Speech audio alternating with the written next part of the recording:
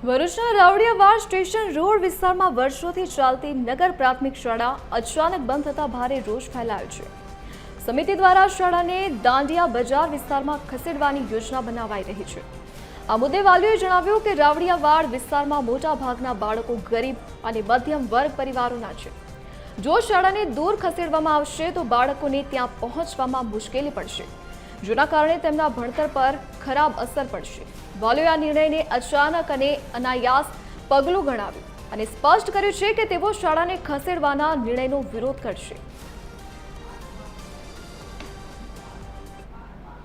તો અમારી સરથી લઈ લો। હવે અમે મજૂર છે, અમે મજૂરી કરીને હું અમે એમની ફી ભરી શકશું કે પછી અમે એમને આમાં બનાવશું ને અમે કામ ધંધો કરીશું? તમે બોલો કે અમે શું કરીએ? ફી ભરવાના પૈસા કેટલી કરવાના અમારે? હમણાં બેન શું પરિસ્થિતિ થઈ છે? હમણાં સ્કૂલ પર તાળા વાગી ગયા।